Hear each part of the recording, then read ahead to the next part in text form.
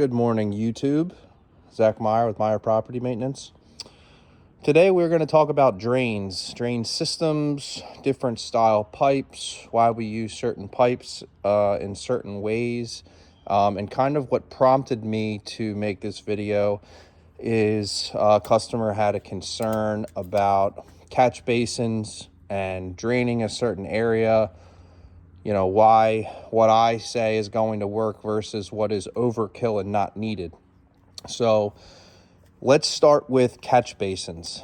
So catch basins, let's pretend this bucket is a catch basin. You know, the traditional grates you see, they'll come in 6-inch in diameter. Most of the time they come in like a square feature. They do have circulars, 6-inch, 9-inch, 12-inch, 18-inch, 24-inch. So most of my jobs are residential jobs. Now in industrial applications, you know, 18-inch basins, 24-inch basins can be used depending on how much water you actually need to move.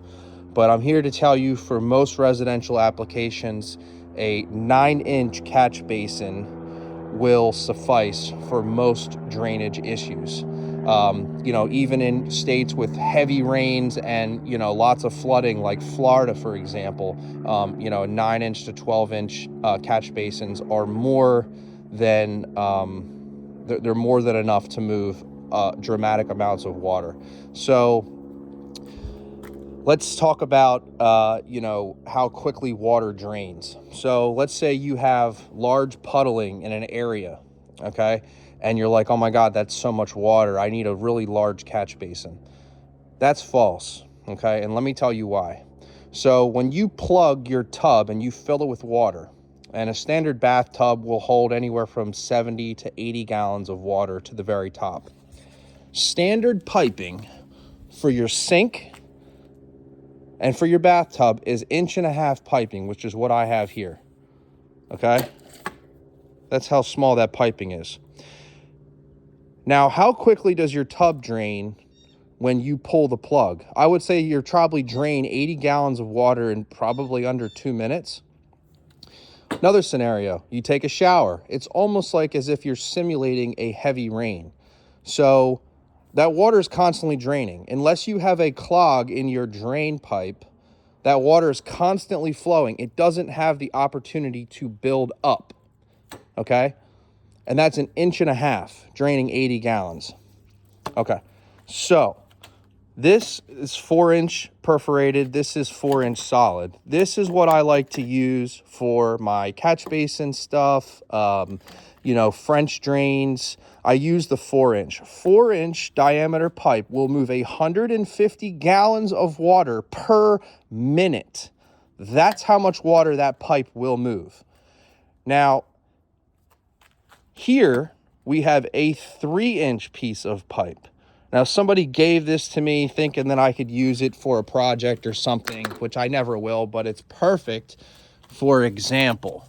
So, as we measure this from the inside is 3 inches. This is 4 inches. This should and will never be used, at least in my jobs, to drain anything, because it is not enough pipe to move water fast enough in the event of heavy rains. This is the diameter of pipe that you will find, as long as your contractor or the builder did things correctly, you will find 4-inch piping. And most of the time you will find this. Now, you do find your occasional Schedule 40 PVC for some jobs. I do not think they are necessary. So here's a standard PVC, which you'll find this in your home for all your plumbing and stuff. It's got very thick walls. This is sewer piping, 4-inch. Now, on sewer, you have belled ends because you have to connect large runs of pipe, and it makes life a lot easier not having to buy connectors to connect each piece of pipe. They can just slide together to the belled end, which is what it's referred to. And this is 4-inch piping. This is what I'll use if requested, 4 inches. at the customer's request, I can use this. It's not a problem. Sometimes it's a bit of a pain because you have 22s, 45s, 90s. You have to make sure you get your bends right to get the pipe to fit together correctly. Sometimes I go as far to not only glue, but small tapping screws to secure those pipes, which means they will never come apart, ever, especially once they're backfilled in the ground. They're not coming apart. There's pressure on the ground. The dirt has settled. It is almost impossible. Okay, you can run a skid loader over this, a Mack truck. If standard depth is about 12 inches, a foot deep to bury this stuff. I think anything deeper than that is really overkill. I've never had a problem, and there's a reason that I warranty my work, because I stand behind my work, and I know that the warranty is a peace of mind for the customer, is that they do not have to deal with another contractor having to worry about to come and fix if a contractor doesn't call back, or that if there's a problem with an install. I leave the door open for my customers. If you have a problem with something, you can reach out to me, email me, whatever. I'm not going to leave you in the dark, because I want happy customers. I want my referrals, and my prices are my prices because I offer a warranty with my work. That's extremely important. So this drain over here, I believe this inlet is 4 inches, a lot less than 12. And by the way, there's 12-inch box under here, a concrete box, which ain't really much different from 9 inches. So you simulate a heavy rain. This basin fills up and enters the discharge pipe, which flows this way, where this grate connects to, and actually flows around, and it drains out by the road, I believe. But see, you can sit here and run this, and run this, and run this, and run this, and run this for hours, and it's never going to back up. Now, this is only a 4-inch surface area. It's going to catch the water. As long as the pipe is not clogged, the water is going to continuously move. There will be no opportunity for this water to back up. So that's how I would simulate a heavy rain. It'll never back up because the water's constantly moving. Okay. So this is perforated 4-inch. And if you look closely, there's little slits in there. Okay. So in the event that you have a wet, soggy yard, you more than likely need a French drain. After a heavy rain, you may not have puddling necessarily, but your ground is soggy and wet. You need a French drain. And basically what it does is it is a trench which is lined with drainage fabric. We will talk about woven fabric here in a minute. This is woven fabric, which means that this allows water to pass through. Okay? On your French drain, a good French drain, I do not put an obscene amount of stone, and I'll talk about stone in a second, on the fabric first. So imagine you have a trench. Your yard is soggy. We're giving the water a place to go so it can move out of your yard and not have a wet, soggy yard. Now, I will use very small amount of stone just to kind of base this fabric before what I refer to it as burrito wrap. So you have stone of very just enough to kind of set the pipe on stone underneath, and then you fill stone around. Now, 3/4 wash stone, is typical. I would say that probably the Delaware River rock, the smooth stones that you see in people's gardens a lot of times and stuff, that actually drains the best because of the smooth surface. Now, to be clean stone is fine. You do not want to have an aggregate based stone, which means it has dust in there. That does not allow water to pass through. That is when you compact that stone, it holds the stone together. You don't want that. You want clean stone. So water comes down, heavy rain, soggy yard. Now we have a void in the ground where water will gravitate to, because water will find the path of least resistance. It's going to go the easiest place that it can go. So you have this trench. This is in the ground. about a foot deep, give or take. Depending on the application, you could go a little bit deeper, but most of the time, 12 inches is fine. This is wrapped in stone. The pipe is wrapped in this fabric and stone. And I go as far to actually take pins and pin these together. Now, the reason we use stone is so we don't overwhelm the pipe. It enables the water. It distributes it evenly. For example, if you a rain stick, the music thing, when you flip it upside down, it goes tss. Now it's making all those noises because that thing is hitting all those little bumps inside, and it distributes that, and that's how it makes the sound. It's kind of along the same lines of how water will enter this pipe. It doesn't overwhelm the pipe.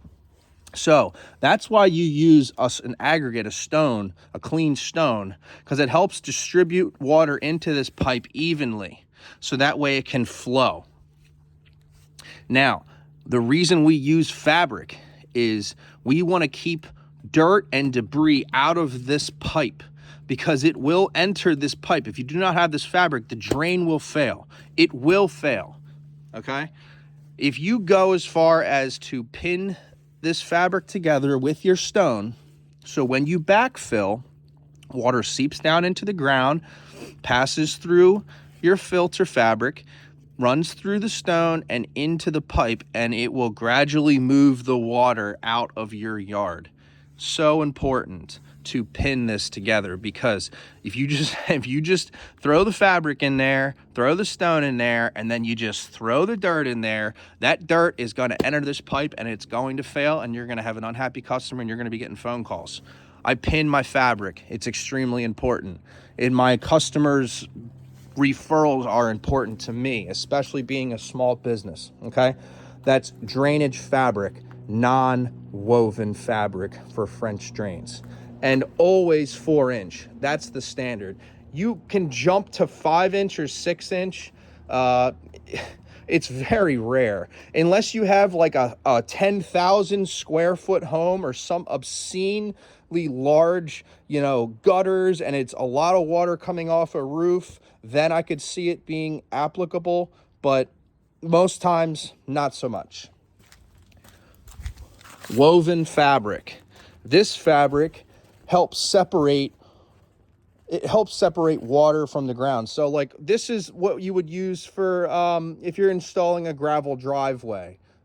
This is a good thing to use. So what it does is that you lay this down on your dirt after you've cut your driveway, and then you would use like a modified stone, a crusher run, or like a 2A modified type that has dust in there, so when it compacts, it holds it together. If you just use clean stone for a driveway application, you're going to sink in. There's nothing to hold the stone together. So that's the difference between woven and non-woven fabric. That allows water to pass. This does not. Okay? Understand that the catch basins, and I'm just pointing to this bucket because I don't have a catch basin in front of me at the moment, but I'm just using it as an example. If you are filling this up as a catch basin, if you have even, an area as long as this run of asphalt to the top here, and this is all like water, a 9-inch, 12-inch catch basin will easily handle that water. Do you want to know why? Because when it starts to rain, this drain automatically is working. There is no buildup. And even if there is buildup, for example, in some magical way that you clogged this on purpose and let that whole area fill up, and then you unclogged it, it will not take very long for that water to enter that catch basin and drain efficiently. No matter what. It's gonna drain. As long as the pipe is not clogged and you have at least a 1/2 inch of pitch on that pipe, which means gravity will pull that water down that pipe, you will not have any more standing water. There is huge misconceptions on the size of a catch basin to drain. It does not matter, okay? The 9-inch, 12-inch, 18 inches, that basin is not holding that much more water, okay? The idea behind a catch basin is to give the water a place to start to collect and then enter the pipe. So it's only going to fill up a couple of inches, give or take, because typically the outlets cut out on catch basins are more towards the bottom, or at least they give you the option to set it up that way. So water goes in, as it fills up from draining in, it moves out the pipe. It won't overflow. It's constantly moving, okay? So when you have a heavy rain and you have a catch basin, there is no buildup because it's automatically working before you even have that flood type volume of water. That water fills up and it moves through that pipe. Now, I will use combination of catch basin and French drain together, depending on how bad the yard is. And if I feel that it needs to have surface water caught, if there's standing puddling in certain areas, I will install a catch basin here, maybe a catch basin there. It really depends. It's always different. It's never the same. Every yard is different. You got water draining from other areas. I mean, the factors are just, immense. It's all depends, but this is just for future customers so I can direct them to my channel and allow them to watch this and understand that this is years of experience. I've listened to a lot of people. I've watched people make mistakes. I know what's going to work and what's not going to work, okay? And I would not warranty my work if I think that there was going to be a problem, because I don't want to waste my own time having to go back and repair or fix whatever it is not working as efficiently as we intended it to do. So it's extremely important to understand that you do not need abnormally large catch basins to drain what you would call large amounts of water, okay? There is no buildup. It is constantly working. It is constantly moving 150 gallons per minute. So now French drains connected to catch basins. So if I have a catch basin and I have my French drain, I will hook them up together. But what I will do is at the end of where my water discharges, I will actually, because it just makes me sleep better at night, but I will use a last like 4 or 5 feet of a French drain run, and I will convert it to solid, where water doesn't enter, but it keeps the water contained and it all will flow out that one discharge area. So I just do that just because that's how I've been doing it, and I've never had a problem. Now, this stuff is very durable, okay? Once this is in the ground, it's not going to crack. It's not going to break down. Now, if you buy crappy pipe, like cheap Home Depot, like flex pipe, and you put that in the ground, that can fail. Now, I'm going to use this, like, this isn't that great of a pipe in terms of durability, but it's still durable, okay? Now, I will never use this, obviously never use 3-inch piping to drain anything outdoors because it's just insufficient. It won't move enough water. So I would say it's junk. Throw it away. Don't use 3-inch. Don't use that thin flexi pipe or whatever you see go on the end of people's gutters you put in the ground. Don't put that in the ground. It's trash. Don't do it. So I'm here to tell you that this is how I do my drains. This is what you can expect. I stand behind my work, all of the above. I want happy customers. I want efficient work. Now, I would say that you could say that I'm a drainage contractor, because I would say probably at least 50% of the work that I do has something to do with erosion control. Okay, so this isn't the first time I've done this. I've been doing it for a while, all right, a long time, years. And I've learned this from listening to other really good contractors and also knowing the facts. So it's extremely important, and I really wanted to address this, and I really want people to watch it, especially new customers. Like I said, I'm going to direct them here, and I'd say, look, we're going to do drains. I want you to watch this video if you have any questions, and that way you can understand.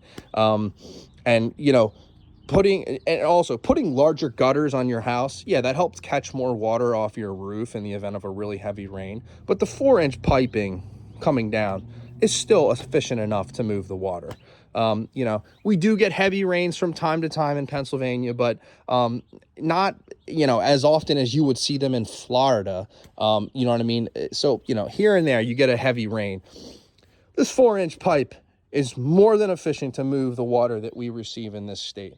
Now, if I lived in a different state like Florida, you know, I would probably have to adjust accordingly depending on, you know, where the house was, you know, how much water I'm dealing with, you know, so on and whatnot. Now, I could see you using a 6-inch pipe, for example, if you had a sump. So if you had a yard that was flat and you couldn't run water, you didn't have fall, which means you didn't have gravity's help of moving the water out of the yard. You could have a sump system where it all drains into the sump, and then maybe have a 6-inch pipe discharging that water out to the street into stormwater, in stormwater management and stuff like that.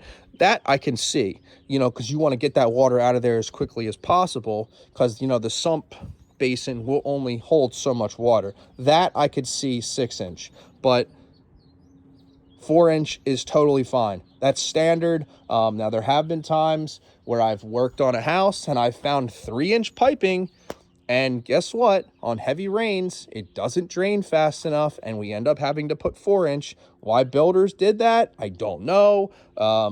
They either trying to cut costs, or maybe that's what they had lying around and they just said, screw it, this is what we're going to go with. But 4-inch is standard.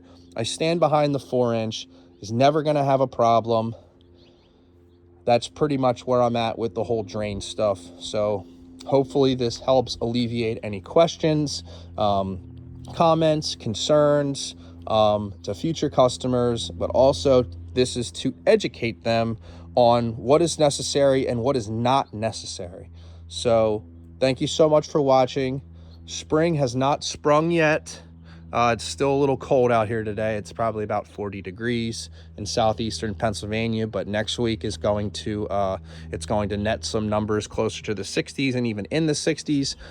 I'm hoping that groundhog was telling us the truth not too long ago, and we can have an early spring. So thank you again so much for watching. Have a wonderful day. Get ready for spring, the warm weather, all that. I think we're all tired of the cold at this point. Have a great day.